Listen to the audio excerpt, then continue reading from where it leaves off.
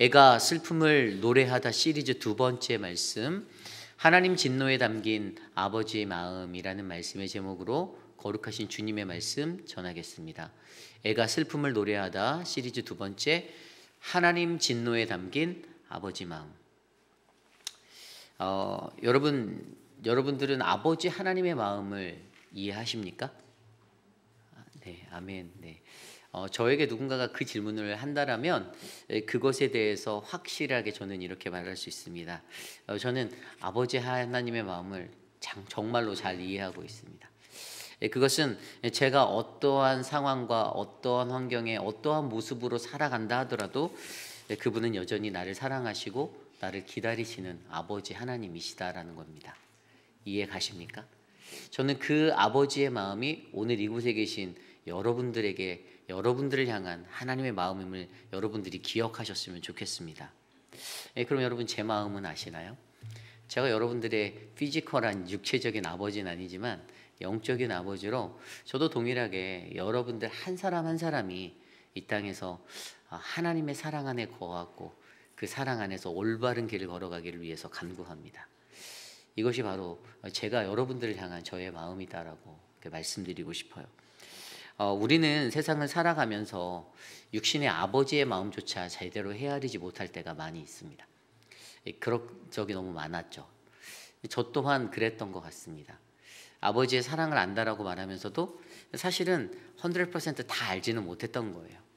표현은 하고 알고 있다라고 확신은 하고 말은 하지만 실제적으로 간간히 그것을 정말로 아는 사람인가라는 물음표가 달릴 그러한 인생을 저도 살았던 기억이 많이 있습니다. 그런데 시간이 지나가 보면 시간이 한참 지나가서 이제 아버지가 이 땅에 계시지 않는 그런 인생을 살다 보니 그때 그 아버지께서 내게 베푸셨던 그러한 것들 하나하나가 얼마나 나를 사랑하셔서 나를 혼내시고 나에게 이것저것 꾸지람도 하시고 그랬던 모습인지가 뒤늦게 느껴지는 그러한 인생을 살고 있습니다. 우리는 세상에 살면서 육신의 아버지의 마음조차 제대로 이해하지 못하는데 하물며 하늘에 계신 하나님 아버지에 관하여서 우리가 그분의 마음을 다 이해한다라고 말하는 것이 참으로 어렵습니다. 그러나 정말로 중요한 것은 오늘 우리에게 주시는 말씀 안에서 우리는 이 땅에 살아가며 하나님 아버지의 마음을 올바르게 이해하고 그리고 오늘 하나님의 그 진노에 담긴 그 아버지의 마음이 무엇인지를 올바르게 깨달아 저와 여러분들의 남겨진 시간이 하나님의 마음 가운데 가장 풍성한 은혜를 누리는 그 믿음의 삶이 되기를 간절히 축원합니다. 그래서 오늘 말씀을 통해서 우리는요, 이 예레미야 애가 2장 1절에서 10절로의 이 말씀을 통해서 오늘 예레미야가 애가를 부르는 이 에카라고 히브리어 에카라고 하는 슬픔을 노래하는 슬픔과 탄식을 외치는 탄식의 이 노래 속에 과연 오늘 그는 이 슬픔에 관한 이 궁극적인 어떤 원인들을 그가 조명해 보고 그것을 통해서 오늘 이 시대 가운데 우리는 어떠한 삶의 모습으로 아버지 하나님의 그 마음을 하나님의 진노 가운데서 발견할 수 있는지 함께 묵상해보는 거룩하고 복된 시간 되시기를 간절히 축원합니다. 오늘 말씀을 들여다보면요, 우리는 가장 먼저 여호와께서 진노하시면 일어나는 현상들에 대해서 한번 먼저 살펴보도록 하겠습니다. 오늘 말씀 1절부터 10절까지의 말씀이 전부가 다 여호와 하나님이 진노하시면 그때 이러한 일들이 일어난다라는 거예요. 한 절씩 좀 살펴볼까요? 1절입니다. 슬프다. 주께서 어찌 그리 진노하사 딸 시온을 구름으로 덮으셨는가. 이스라엘의 아름다움을 하늘에서 땅에 던지셨으며 그의 진노의 날에 그의 발판을 기억하지 아니하셨도다. 아멘. 조금 더 가볍게 간단하게 제가 심플하게 설명드리면 하나님의 이 분노의 구름이 시온을 덮은 거예요. 하나님의 구름은 늘 이스라엘에게 보호의 대상이었죠. 그런데 이게 그냥 구름이 아니라 이게 하나님의 진노의 구름, 분노의 구름이 이 시온을 덮고 있는 거예요. 그리고 그가 그 이스라엘의 영광을 어떻게 했어요? 하늘에서 땅으로 내팽개쳐 버렸어요. 집어 던져 버리셨어요. 그러니까 그의 성전도 기억하지 않으신다라고 1절에 설명합니다. 하나님께 성전은 굉장히 중요한 곳이에요. 이 예루살렘에 놓여진 성전이 이스라엘 민족과 하나님과의 그 깊이 있는 관계, 그들을 만나주시는 하나님 현현의 장소로 그렇게 사용되어지고 예배드려지는 곳이었습니다. 그런데 하나님의 진노, 하나님의 화가 많이 나셨어요. 하나님의 화가 나신 그 분노하신 진노 때문에 그들을 보호하였던 그 구름이 이제 진노의 구름으로 바뀌어 있고요. 그리고 하나님 아버지께서 이스라엘을 영광 때에 하셨던 그 영광을 그들을 하늘에서 땅으로 확 집어 던져버리셨다라는 거예요. 그 하나님이 그들을 만나셨던 성전도 더 이상 기억하지 않는다라고 그렇게 이야기하고 있습니다. 두 번째의 이야기는 2절이죠. 주께서 야곱의 모든 거처들을 삼키시고 긍휼히 여기지 아니하셨으며 노아사 딸 유다의 견고한 성체들을 허물어 땅에 엎으시고 나라와 그 지도자들을 욕되게 하셨도다. 아멘. 하나님이 이스라엘의 모든 집을 아낌없이 쓸어버렸다는 겁니다. 야곱의 모든 거처들을 삼켰다라는 게 그들의 조상들의 그들의 역사 속에서 그들을 기억하셨고 그들을 도우셨던 그 모든 역사 속의 백성의 집들을 다 헐어버리시고 쓸어버리시는 거예요. 그리고 이 유다의 견고한 성을 헐어버리셨고요. 그리고 어떻게 합니까? 나라와 지도자들을 욕되게 하셨습니다. 외적으로 내적으로 모든 것들을 무너뜨렸어요. 나라가 나라답게 워킹할 수 없게 만들어 버렸습니다. 하나님의 진노가 임하면 이러한 일들이 일어난다는 현상을 기억하시길 바랍니다. 세 번째입니다. 3절 말씀입니다. 맹렬한 진노로 이스라엘의 모든 뿔을 자르셨으며 원수 앞에서 그의 오른손을 뒤로 거두어 들이시고 맹렬한 불이 사방으로 불사름과 같이 야곱을 불사르셨도다. 아멘. 이 말씀은 뭘까요? 우리가 뿔이라고 하는 것은 힘의 상징이잖아요. 힘과 권세의 상징입니다. 그런데 하나님께서 그 모든 힘을 꺾어버리셨어요. 그들에게 힘을 주지 않으신 거예요. 힘이 없는 사람이 된 거예요. 삼손과 같은 존재가 되었습니다. 마지막 인생 때의 삼손이죠. 하나님이 그들을 향한 도움의 손길, 하나님의 강하신 오른팔로 우리를 붙잡아 주신다라는 그 도우심을 끊어버렸어요. 그리고 맹렬한 불로 이스라엘을 모두 태워버리셨습니다. 이게 바로 진노, 하나님의 진노가 임하면 이런 현상들이 일어납니다. 4절 말씀 네 번째입니다. 4절입니다. 원수같이 그의 활을 당기고 대적처럼 그의 오른손을 들고 서서 눈에 드는 아름다운 모든 사람을 죽이셨으며 딸 시온의 장막에 그의 노를 불처럼 쏟으셨도다. 아멘. 원수처럼 활을 당겼다라는 거죠. 하나님이 이제 적이 된 거예요. 대적들이 된 거예요. 하나님이 나를 향해 활시위를 겨누고 있습니다. 하나님의 백성들을 향해서 아름다워 보이는 하나님의 모든 백성들을 죽인다라고 설명하고 있고요. 예루살렘에 그의 분노를 불처럼 쏟아 놓으셨다라고 설명합니다. 자, 6절 말씀 볼까요? 6절 말씀에는 어떠한 이야기가 있습니까? 6절입니다. 주께서 그의 초막을 동산처럼 헐어버리시며 그의 절기를 폐하셨도다. 여호와께서 시온에서 절기와 안식일을 잊어버리게 하시며 그가 진노하사 왕과 제사장을 멸시하셨도다. 아멘. 성전의 그 정원을 초막처럼 헐어버리셨다고 말하고 있습니다. 그리고 이 모이는 장소를 파괴한 거죠. 그리고 명절과 그리고 안식을 잊어버리게 만드셨어요. 왜냐하면 성전이 제대로 기능을 못하게 되었잖아요. 그러니까 이제 주일 날인지도 이제 잊게 되는, 예배드리러 가야지, 이런 모든 것까지도 그들이 기억할 수 없는 그런 아주 없는 그런 무의 상태로 다 만들어 버리셨다는 것입니다. 그리고 분노로 왕과 제사장까지 멸하여 버리셨다라고 설명해요. 예배로서의 예배를 드릴 수 있는 형편의 모든 기능들이 멈춰버리게 되고 활용되지 못하게 만든 것입니다. 자, 7절입니다. 7절 말씀에 뭐라고 설명합니까? 여호와께서 또 자기 제단을 버리시며 자기 성소를 미워하시며 궁전의 성벽들을 원수의 손에 넘기셨음에 그들이 여호와의 전에서 떠들기를 절기의 날과 같이 하였도다. 아멘. 자기 제단을 거절하셨어요. 하나님은 우리를 통한 예배를 받기를 거절하시는 거예요. 우리의 예배가 하나님 앞에 상달되지 못하는 거예요. 그가 거절하시는 거예요. 여러분, 한 가지 중요한 게 있어요. 예배를 속에서 우리가 예배를 드리는 거 당연히 드리면 하나님 다 받으신다. 그렇지 않아요. 하나님께서 받지 않으시는 제사가 있다라는 것을 기억하시길 바랍니다. 그래서 예배의 경건과 거룩으로 준비되어지는 게 굉장히 중요하다라는 거예요. 어쨌든 그러한 일들이 일어나게 됩니다. 하나님께서 친히 자기 성소를 버려버리셨고 원수의 손에 이 궁전에 이 모든 것들을 다 맡겨버리셨습니다. 하나님이 포기하신 거예요. 예배의 현장의 그 세우심을. 그리고 8절 말씀입니다.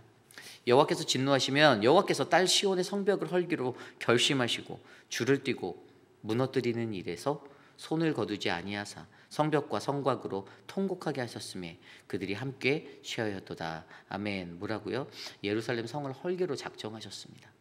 그 도성이 무너지는 것들 때문에 이스라엘 백성들, 그들의 마음 가운데 그들이 늘 사모하고 그들이 늘 자부하던 이 도성의 무너짐 가운데 그들은 탄식하고 눈물을 흘리게 되었습니다.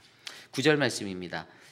하나님이 진노하시면 9절에는요, 성문이 땅에 묻히며 빗장이 부서져 파괴되고 왕과 지도자들이 율법 없는 이방인들 가운데 있으며 그 성의 선지자들도 여호와의 묵시를 받지 못한도다. 아멘. 뭐라고요?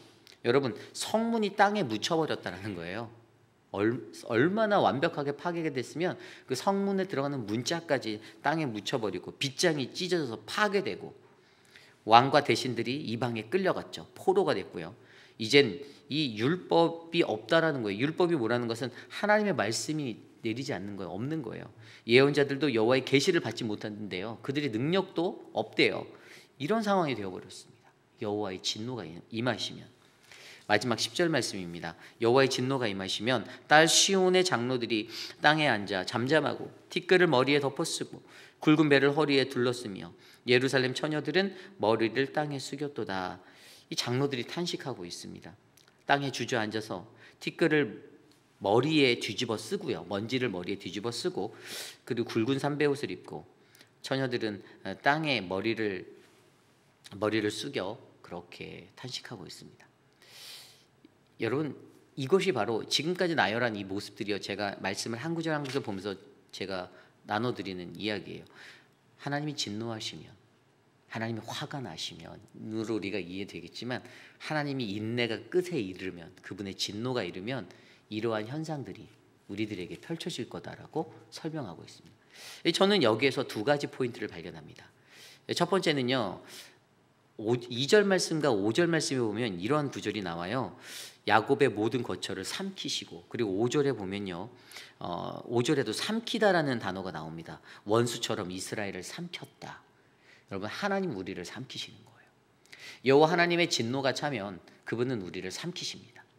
이게 보니까 이 삼키다라는 단어가 이 swallow up 하는 거잖아요. swallow. 근데 이거를 우리가 어떤 사탕을 먹다가도 뭐 삼켜 보신 적 있나요? 그러면 단맛이 다 빠지기 전에 아주 즐거움을 느끼지도 못하고 그냥 그 맛이 사라져 가는 거예요. 그냥 하나님께서 삼켜 버리신대요. 우리들을요, 그렇게 하나님께서 이 히브리어로 발라라는 단어, 삼켜버리다, 소모하다, 파괴하다, 멸망당하다, 완전히 부셔버리고 산산조각 내버리는 거예요.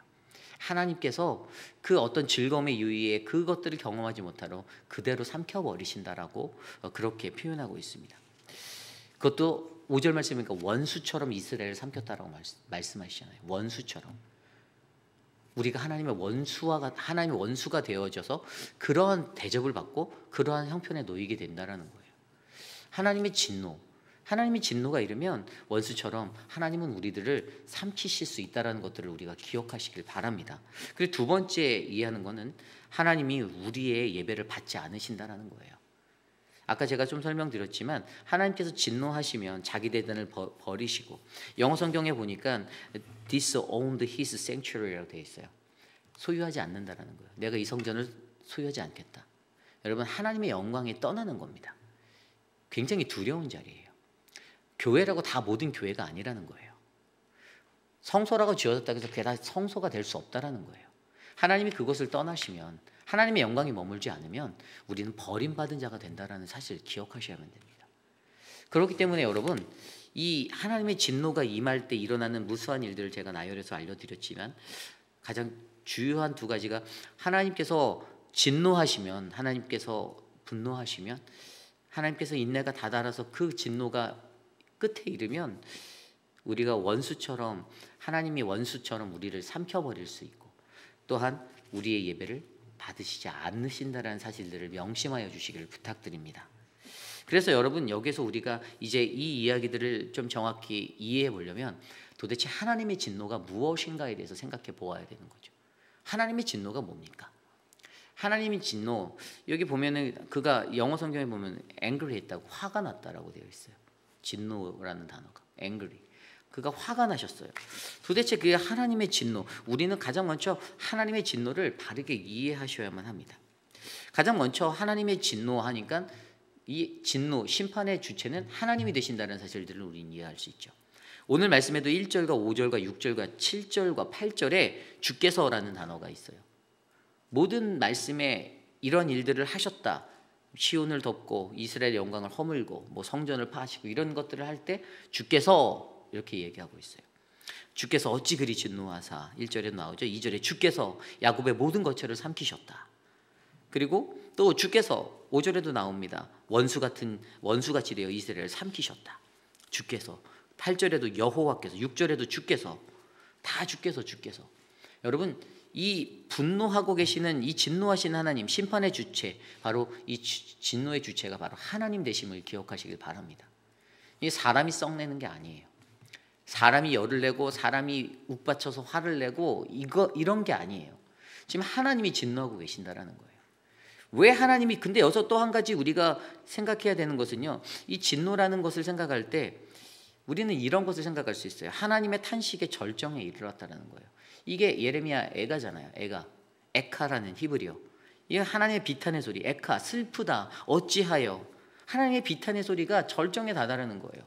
그분이 참고, 그분이 또 참고, 그분이 인내하고 기다리고 계속해서 참고 기다리시는데 여전히 변하지 아니하고 여전히 죄를 꺾지 못하고 여전히 죄를 끊어내지 못하는 우리들 때문에, 그 우리들의 죄의 모습 때문에 하나님께서 마지막에는 진노하셔서 그가 이 진노의 주체로서 오늘 일하고 계셨다라는 사실입니다.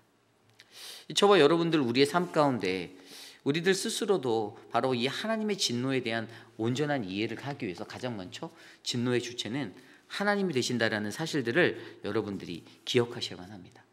그렇다면 이 하나님의 진노를 우리가 온전히 이해할 때 하나님의 진노란 도대체 무엇인가? 아까 제가 말씀드린 대로 그가 진노했다라는 단어가 영어에는 anger라고 되어 있어요. 그런데 히브리어 단어에는 아프라는 단어를 씁니다. 이 아프라는 단어는요, 사람과 동물의 콧구멍에서 어떤 노여움이 났을 때 흥흥거리는 그런 것들을 설명한 단어예요. 이 단어가 쓰여질 때 아프란 단어가 진노란 단어로 쓰였지만 창세기 3장 19절에는 얼굴로 쓰였고요. 욥기 4장 9절에는 바로 콧김이란 단어, 창세기 27장 45절에는 분노로 표현되어져 있습니다. 그냥 표면적으로 문자적으로 바라보았을 때는 하나님께서 킁킁거리시고 흥흥거리시는, 분노하셔서 썩내는 것 같다라고 우리가 느낄 수 있지만, 그런데 좀 더 우리가 이 은혜를 바라보기 위해서 우리가 생각할 때 우리들은 이 하나님께서 분을 내시고 진노하시는 것이 가장 먼저 우리의 죄의 심각성 때문이다라는 사실들을 민감하게 받아들이셔야 돼요. 그래서 오늘 첫 번째는요, 바로 이러한 하나님의 진노를 이해한 사람들은요, 우리의 죄가 얼마나 심각한지를 가장 먼저 깨달아야 한다는 것입니다. 오늘 말씀 속에서 하나님께서 슬프다라고 이 에카로 탄식하시는 이 자리는요, 하나님의 인내의 최고조 마지막 자리였습니다. 하나님의 끝이 없는 언리미티드한 사랑의 하나님으로 우리가 이해하지만 분명히 하나님 앞에서 우리 모두는요, 반드시 심판도 마주할 수밖에 없다라는 이 사실들을 기억하고 살아가셔야 합니다. 그냥 하나님은 사랑의 하나님이니까 끝까지 다 봐주실 거야. 여러분, 그것은 인간이 만든 편협한 생각이에요. 인간이 자기의 위시를 담아서 자기의 소망을 바라서 하나님 다 용서해 주시겠지? 하나님 다 참아 주시겠지? 하나님은 사랑과 용서의 하나님 맞아요. 그런데 여러분, 그 사랑과 용서에는요, 반드시 그의 공의가 담겨 있습니다. 반드시 심판하세요. 낱낱이 기록하고 계시고 낱낱이 기억하셔서 마지막 날에 반드시 하나님 앞에 설 때에 분명히 그것을 가려내시는 하나님이십니다. 우리의 인간적인 정의 문제로, 인간의 어떤 감정적인 문제로 하나님은 그러지 않을 거야, 내가 믿는 하나님은 천만의 말씀, 그렇지 않습니다. 하나님 반드시 심판하십니다. 우리 각자가 달고 있는 죄의 무게를 그대로 달아서 하나님 그대로 우리를 심판하십니다. 근데 여러분, 인간들이요, 이 남유다의 백성들, 이스라엘 백성들처럼 그들의 죄의 심각성을 깨닫지 못하는 거예요. 남유다 20명의 왕이 스쳐 지나가는 동안에 그 개혁을 하기 위해서 애썼던 2명의 왕, 히스기야 왕, 요시야 왕, 그런데 그 나머지 왕들은 어땠습니까? 그들이 열심히 해서 그걸 쌓아놔도 다시 도루묵으로 순식간에 만들어버리는 아주 귀한 재주를 갖고 살았어요. 귀한 재주가 아니라 인간의 본성입니다. 사실 그 누구도 어떤 것들을 개혁하고 깨뜨리고 새롭게 재도약해서 만들어 가려고 챌린지하고 도전하려는 용기를 가진 사람은 많지 않습니다. 괜히 문제가 일어나는 것 같고 트러블이 생기는 것 같고. 그런데 여러분, 그런 상황 속에서도 더 중요한 건 죄가 무엇인지를 인식하여 그 죄를 직면하면 그 죄를 깨뜨려내고 끊어내기 위해서 우리들은 싸워야 한다는 것이에요. 우리는 이것을 영적 전쟁이라고 부릅니다. 우리가 영적으로 살아가는 이 세상 속에서 영적으로 민감한 자가 되어서 나를 덮고 나를 곰팡이처럼 썩게 만드는, 내 살이 썩게 만드는 그 죄의 그것들을 덜어내고 끊어내고 잘라내 버려야 하는 거예요. 그래서 아픈 겁니다. 예수 열심히 믿으려고 하면 그래서 공동체가 아픈 거예요. 우리의 온전하지 못함이 드러나는 것 같아서 내가 취해 보는 것 같고, 내가 무언가 나이스한 모습으로 비춰줘야 하는데 나의 어떠한 그러한 모습들이 드러나 내가 발가벗겨지는 것 같은 그런 아픔의 상처가 있는 것 같은데, 그런데 중요한 것은 그 자리를 지나가야 우리는 성숙하고 온전한 아문 상처가 가진 그러한 믿음의 사람이 될 수 있다는 거예요. 그러므로 여러분 기억하시길 바랍니다. 저와 여러분들이 안고 있는 죄의 심각성을 우리가 깨달으셔야만 합니다. 하나님의 진노 앞에서 하나님의 진노를 바르게 이해한다면 우리는 이것을 반드시 깨닫고 이 죄와의 싸움에서 승리하시는 우리 모두가 되시길 바랍니다. 두 번째로 그 하나님의 진노를 바르게 이해한 사람은 두 번째로 어떠한 모습으로 우리가 살아가는가? 하나님의 내버려 두심을 기억하고 주의하셔야만 합니다. 하나님의 내버려 두심을 주의하고 기억하라. 여러분, 하나님이 내게 아무 말 안 하시고 나를 방관하시듯이 내버려 두신다라면 여러분, 그것은 하나님의 진노가 끝에 다다랐음의 경고임을 기억하시길 바랍니다. 우리 하나님은요, 날마다 우리에게 간섭하시는 하나님이세요. 우리의 삶 가운데 말씀으로 말미암아 내 삶의 마음을 칩니다. 남유다와 이스라엘 백성들의 동일하게 그랬어요. 그들이 버거웠어요. 그 말 듣는 게 싫었어요. 저 말을 하고 있는 이사야를 죽여야지라고 했던 사람들입니다. 저 말을 던지는 예레미야를 죽여야지라고 했던 사람들이에요. 그런데 그 날카로운 하나님의 말씀은 계속해서 선포됩니다. 귀에 딱지가 앉을 정도로 선포되는 거예요. 이게 하나님의 말씀의 원리예요. 나의 죄성을 끊어내지 못했기 때문에 내가 내 죄의식에 반응해서 나를 찌르는 저 사람을 없애버려야지라고 생각하는 게 인간의 마음인데, 그럼에도 불구하고 하나님의 살아계신 말씀은 계속해서 말씀하신다고요. 내 삶이 끝까지 고집을 피고 나는 이대로 살을 거야. 난 절대 바뀌지 않을 거야. 하나님과 대결하는 순간 하나님한테 환도뼈 쳐맞고선 쩔뚝거리며 집에 가게 되어져 있어요. 그게 인간의 모습이에요. 연약함이고. 그런데 오늘 말씀에서도 분명히 우리들에게 하나님께서 그러한 상황을 만들어 두시는 이 진노를 쏟는 자리에서 하나님의 내버려 두심이 있다는 것을 우리에게 말씀하시거든요. 오늘 말씀에 빗대어서 우리에게 주시는 말씀이, 제가 오늘 이 말씀을 읽다가 로마서 1장 18절과 25절 말씀을 읽어보게 되었습니다. 근데 거기에 이렇게 말씀이 나오더라고요. 하나님의 진노가 나타나는 이유에 대해서 설명합니다. 로마서 1장 18절입니다. 하나님의 진노가 불의로 진리를 막는 사람들의 모든 경건하지 않음과 불의에 대하여 하늘로부터 나타나니라. 아멘. 뭐라고요? 하나님의 진노가 어떨 때 일어난다고요? 불의로 진리를 가로막는 사람들, 하나님의 거룩하고 하나님의 말씀대로 진리대로 선포되어지고 그렇게 살자, 그렇게 살아갑시다라고 말하는 그것들을 경건하지 않음과 불의로 가로막는 사람들 앞에 하나님의 진노는 쏟아진다라고 경고하고 계십니다. 19절입니다. 이는 하나님을 알만한 것이 그들의 속이 보임이라. 하나님께서 이를 그들에게 보이셨느니라. 21절입니다. 하나님을 알되 하나님을 영화롭게도 아니하며 감사하지도 아니하고 오히려 그 생각이 허망하여지며 미련한 마음에 어두워졌나니 그가 22절에 그가 스스로 지혜 있다 하나 어리석게 되어 23절입니다. 썩지 아니하는 하나님의 영광을 썩어질 사람의 새와 짐승과 기어다니는 동물의 모양의 우상으로 바꾸었느니라. 24절입니다. 그러므로 하나님께서 그들의 마음의 정욕대로 더러움에 내버려 두사 그들의 몸을 서로 욕되게 하였으니. 아멘. 이해가십니까? 하나님이 어떻게 결단하셨죠? 말하고 하다 안 되니까 그냥 내버려 두는 거예요. 그래? 네 고집대로 한번 살아봐. 끝까지 살아봐. 얼마나 네 고집대로 네가 살았을 때 너의 마지막 최후가 어떤지 끝까지 네가 그 길에서 직면해 봐라고 내버려 두신다라고 말씀하십니다. 굉장히 무서운 말씀이죠. 내버려 두신대요. 내버려 두신대요. 방관하신대요. 그래서 여러분, 우리에게 중요한 것은요, 오늘 주신 이 로마서의 이 말씀 안에서처럼 하나님의 진노를 나타내시는 그 이유는요, 여러분, 우리가 돌아오기를 원하시는 거예요. 돌아오기를. 진노가 있기 전에 말씀으로 가슴이 아파올 때, 찔림이 올 때 엎드려 회개하고 삶의 모습과 행동과 방법을 바꿔 하나님의 방향으로 돌아서야 한다는 것입니다. 오늘 저와 여러분들에게도 하나님의 내버려 두심이 있다는 것을 기억하고 주의하며 살아가는 인생 되시기를 바랍니다. 주의하십시오. 그것들을 살펴보십시오. 내가 지금 잘하고 있다고, 내가 지금 평안하다고, 괜찮다가 아닙니다. 조심하고 또 조심하고 또 주의하셔야 되는 것입니다. 이것이 바로 저와 여러분들에게 주시는 두 번째 음성, 하나님의 내버려 두심을 기억하고 주의하라입니다. 마지막으로 세 번째는요, 하나님의 진노를 통한 아버지 하나님의 마음을 바르게 이해해라입니다.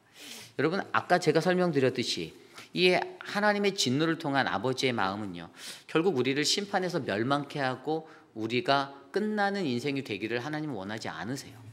하나님의 말씀을 통해서 분명히 그는 우리에게 내가 이 땅에 온 것은 양으로 온 것이야, 풍성히 너희에게 얻게 하려 하심이다 라고 말씀하셨잖아요. 우리에게 풍성한 삶을 주시려는 게 하나님의 계획입니다.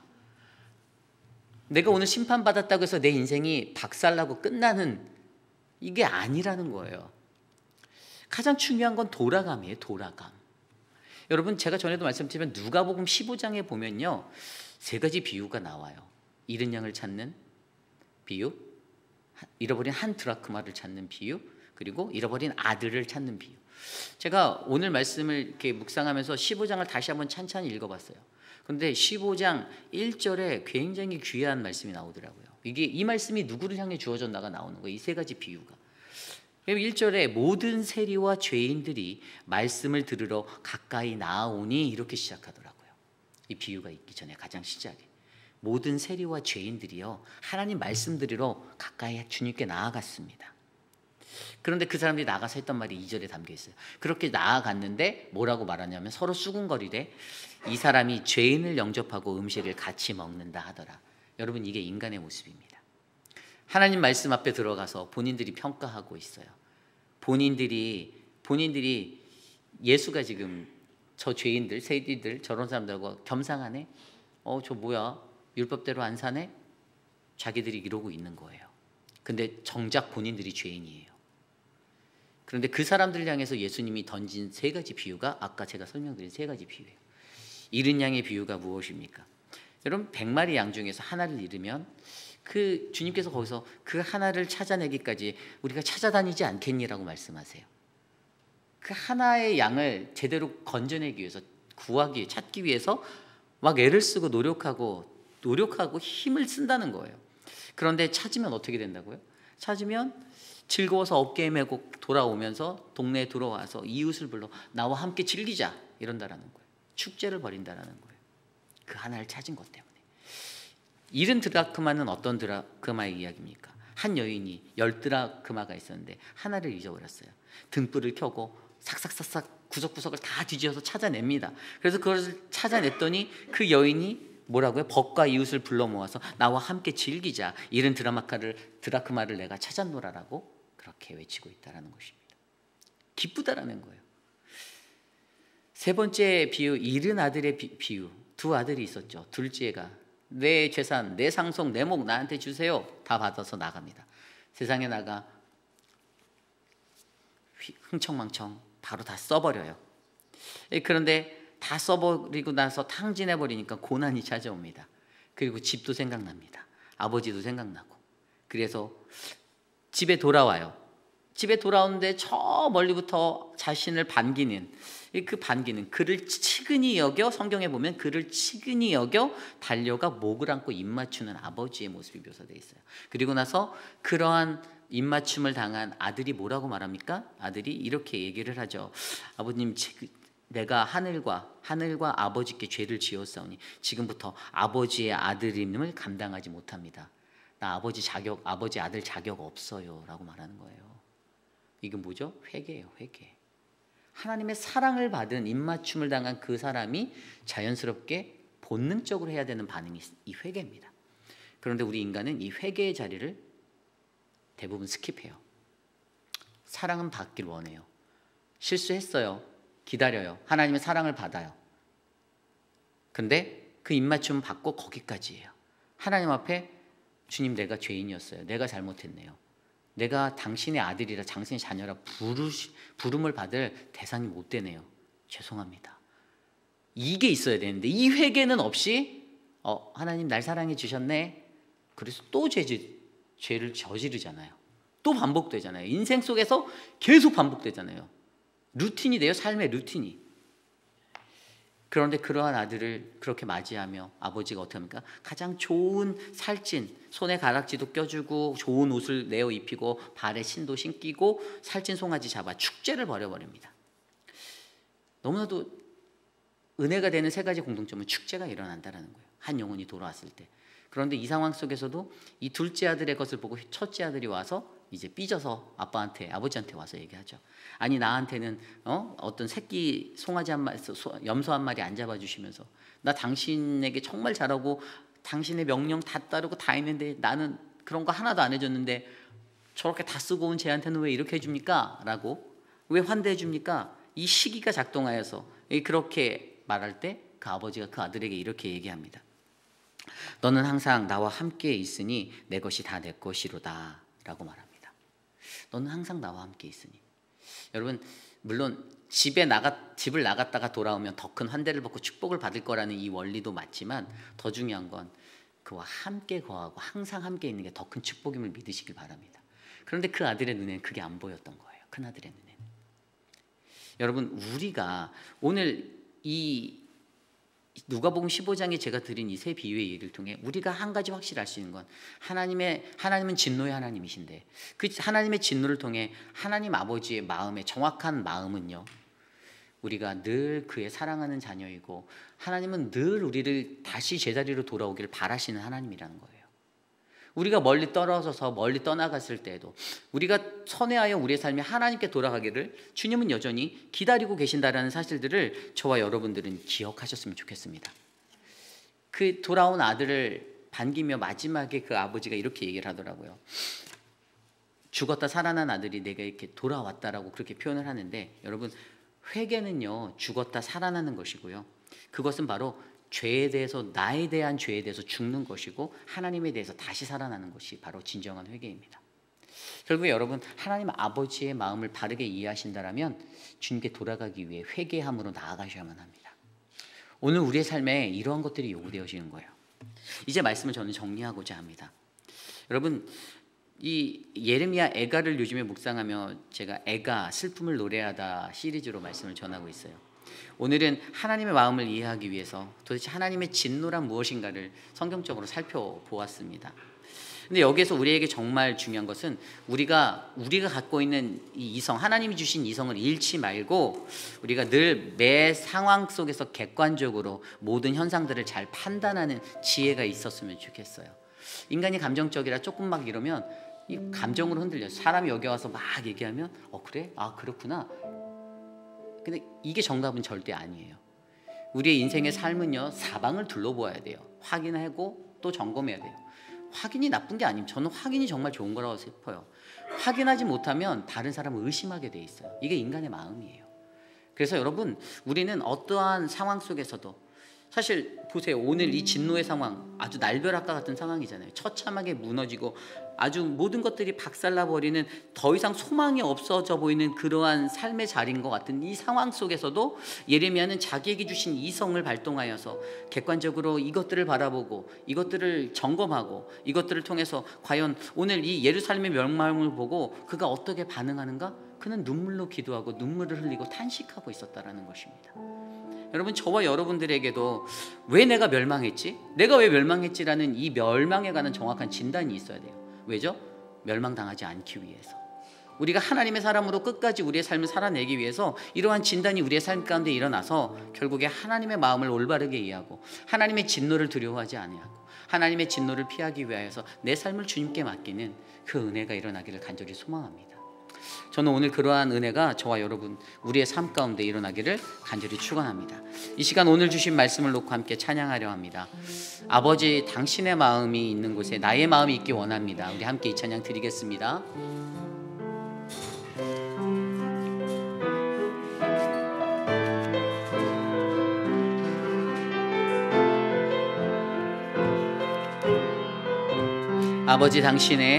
아버지, 당신의 마음이 있는 곳에 나의 마음이 있기를 원해요. 아버지, 당신의 눈물이 고인 곳에 나의 눈물이 고이길 원해요.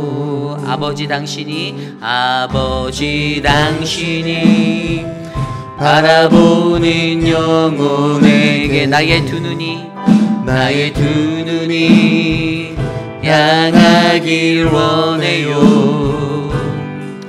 아버지, 당신이 울고 있는 어두운 땅에 나의 두 발이 향하길 원해요.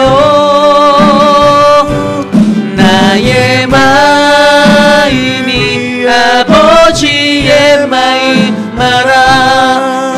내 모든 뜻 아버지의 뜻이 될 수 있기를.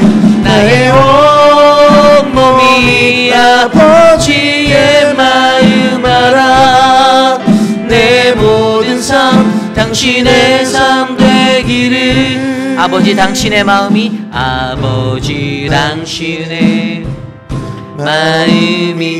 있는 곳에 나의 마음이 있기를 원해요. 아버지, 당신의 눈물이 고인 곳에 나의 눈물이 고이길 원해요. 아버지, 당신이 바라보는 영혼에게 나의 두 눈이 향하길 원해요. 아버지, 당신이 울고 있는 어두운 땅에 나의 두 발이 향하길 원해요. 나의 마음이 아버지의 마음 알아. 내 모든 뜻 아버지의 뜻이 될 수 있으니. 나의 온몸이 아버지의 마음 알아. 내 모든 삶 당신의 삶 되기를. 나의 마음이 아버지의 마음 알아. 나의 마음이 아버지의 마음 알아. 내 모든 뜻 아버지의 뜻이 될 수 있으니. 나의 온몸이 아버지의 마음 알아. 내 모든 삶 당신의 삶 되기를. 그렇습니다. 오늘 우리에게 주신 말씀처럼 여러분, 우리는 아버지 하나님의 마음을 올바르게 이해해야 합니다. 나를 향한 그 하나님의 마음, 그분의 그 마음 가운데 나의 마음을 놓고 우리가 눈물로 함께 서기 원합니다. 하나님의 진노가 임하면 정말 헤아릴 수 없는 수많은 고통, 좌절과 절망과 실망과 실족과 수많은 그것들이 몰려옵니다. 그런데 그러한 하나님의 그 진노 앞에서 우리는 아버지 하나님의 마음을 바르게 이해하여서 나를 여전히 사랑하시고 나를 기다리시고 나를 붙잡아 주시는 그 하나님 앞으로 온전히 걸어나가는 우리들의 영혼이 되기를 소망합니다. 이 시간 함께 오늘 주신 말씀 놓고 기도합니다. 하나님, 하나님의 진노 앞에서 하나님, 내가 살기 원합니다. 하나님의 진노를 통해 내가 깨닫게 하옵소서. 기도하겠습니다. 하나님, 주님의 진노를 올바르게 이해한 우리들 되기를 원합니다.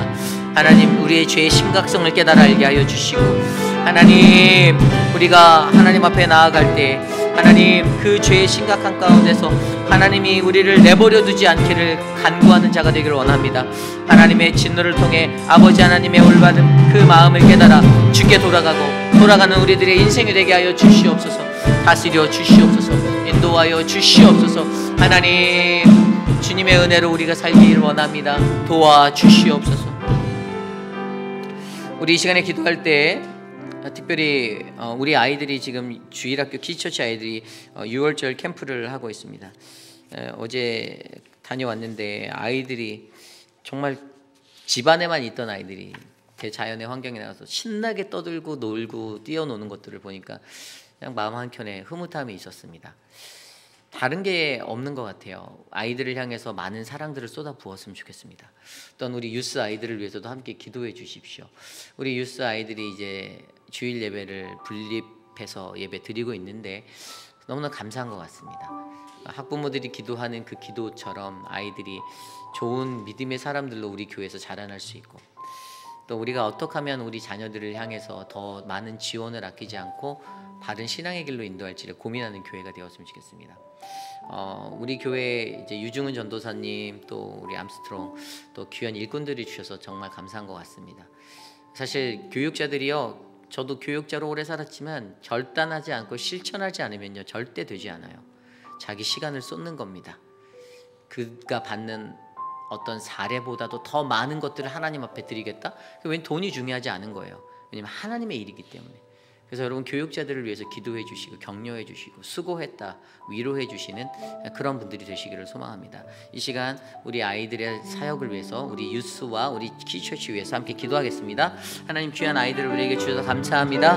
우리의 자녀들을 이 세대의 일꾼으로 하나님의 귀한 쓰임받는 주의 백성으로 우리가 견고히 잘 세워나가기를 원합니다. 예수 그리스도의 사랑으로 하나님 도와주시고 은혜를 베풀어 주시고 하나님 저들의 헌신을 기억하여 주시고 귀한 사역자들 하나님 강건함을 잃지 않도록 세임을 허락하여 주시옵소서.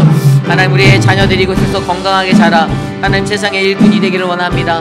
우리의 아이들을 주님의 은혜로 키워주십시오. 주의 사랑으로 붙잡아 주십시오. 사랑하는 유스 아이들에게 하나님 더욱 큰 하나님의 뜻과 비전을 심어주시고 하나님 저들에게 은혜를 베풀어 주시옵소서. 주님 도와주시옵소서. 인도하여 주시기를 간구합니다. 저희 교회가 내년도 사역을 준비하고 있습니다. 이제 아마 다음 달 정도 되면 저희가 또 연말당회를 하고 준비를 할 텐데요.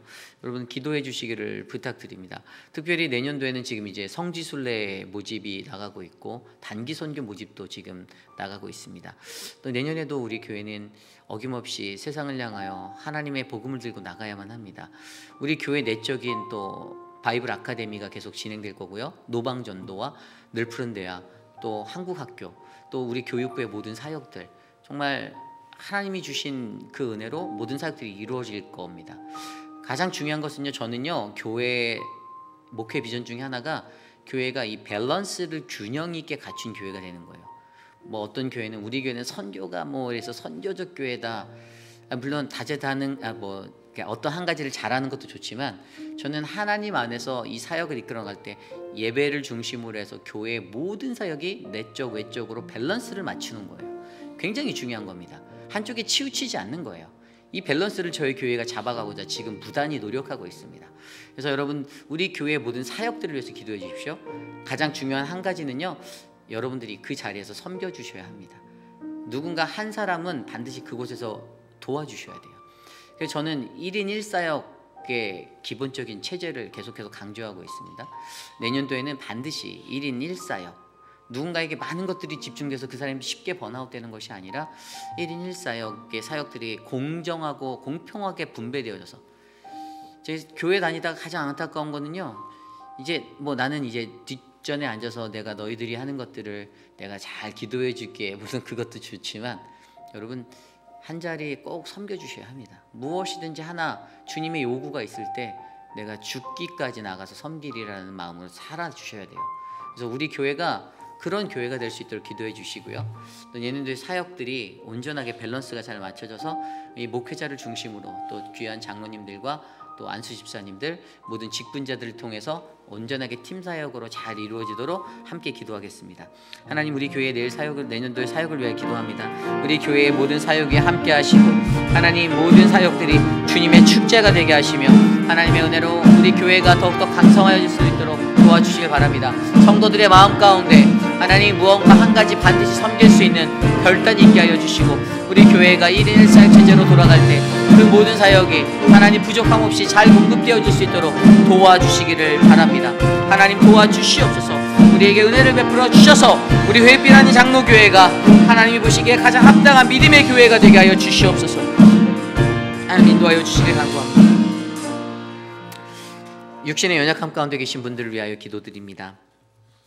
암과 투병 중이시고 또 육신의 연약함 가운데 고통받고 계신 많은 분들, 거동이 불편하시고 또 치매로 고생하시는 분들, 많은 분들이 계십니다. 고혈압과 당뇨, 또 눈에 어려움이 있으신 분들, 여러분 그분들을 위해서 기도해 주시기를 부탁드립니다. 우리가 함께 할 수 있는 건 기도입니다. 우리가 이 시간 사랑하는 분들을 위해 함께 기도하겠습니다. 사랑의 주님, 사랑하는 천문자 집사님을 지켜주시고 사랑하는 우리 박문자 집사님을 지켜주시고 하나님, 사랑하는 우리 김용우 장로님과 하나님 우리 유광현 집사님 지켜주시고 박장수 권사님, 박정숙 권사님, 사랑하는 우리 소용 집사님, 박소영 집사님, 우리 김춘호 장로님 눈을 회복하여 주시고 신하분 집사님의 눈을 만져주시고 김민준 장로님의 눈을 회복시켜 주실 하나님을 기대합니다. 하나님 도와주시옵소서. 우리 미스터 라빌슨 하나님 지켜주시옵소서. 하나님, 육신의 연약함 가운데 고통받지 않게 도와주십시오. 하나님, 진정숙 집사님에게 새 힘을 주시고 하나님의 은혜로 강성하게 붙잡아 주시옵소서. 하나님 사랑하는 자녀들을 위해 기도하는 부모들의 기도를 들어주시고 사랑하는 맥스 하나님 지켜주시고 하나님의 은혜로 충만하게 하여 주시옵소서. 하나님 도와주시옵소서. 하나님, 육신의 연약함을 잘 이겨내고 살아갈 수 있는 하나님의 은혜를 안게 하여 주시옵소서. 사랑하는 우리 안순옥 성도님의 삶을 축복하여 주십시오. 2주에 하는 그 터전 지켜주십시오. 사랑하는 우리 오수석 권사님, 지연처 권사님 하나님 붙잡아 주시옵소서. 황병원 어머님을 붙잡아 주시옵소서. 이끌어 주시옵소서. 도와주시기를 간구합니다. 주님, 다스려 주시옵소서. 건강을 허락하여 주셔서 강건케 하옵소서. 우리 마지막으로 이 시간 기도합니다. 내일 드릴 예배를 위해서 기도드립니다. 내일도 동일하게 예레미야 애가서의 말씀이 선포되어질 것입니다. 우리에게 선포되어지는 하나님의 말씀 안에서 모든 교우들이 은혜를 받도록 기도해 주시기를 부탁드립니다. 내 마음이 준비될 수 있는 예배자가 되도록 KM과 EM과 아이들 유스 예배, 우리 모든 예배 가운데 성령 하나님 함께 운행하셔서 주의 폭발적인 영적 폭발이 일어나도록 내일 예배를 위해서 함께 기도드립니다. 애를 쓰고 수고하는 많은 분들이 있습니다. 왼손이 거들 뿐이다라는 그런 마음, 왼손은 거들 뿐이라는 마음으로 남물을 섬기시는 그 자리, 그 빈자리가 잘 채워져서 은혜의 예배가 잘 채워져서 섬기는 분들을 통해서 우리가 영광받는 하나님의 예배가 세워지도록 이 시간 함께 기도하겠습니다. 하나님 도와주십시오. 우리의 예배를 지켜주십시오. 하나님, 우리의 예배 가운데 주의 복을 내려주시고 하나님의 경외함으로 주님 앞에 나아갈 때 하나님의 한없는 그 은혜를 베풀어 주셔서 우리가 풍성한 주의 삶을 누릴 수 있도록 도와주시옵소서. 주님, 우리를 주께서 이끌어주시고 다스려 주시길 간구합니다. 주님 도와주시옵소서. 하나님의 은혜를 충만케 하여 주시옵소서. 우리 EM의 예배와 하나님 우리 아이들의 예배 모두 다 은혜 충만한 예배드리게 하여 주시옵소서. 모든 성도가 기쁨으로 예배드리게 하여 주시옵소서. 주의 복을 내려 주시옵소서. 이 성전 위에 주님의 은혜를 베풀어 주시옵소서. 다스려 주시기를 간구합니다. 인도하여 주시옵소서.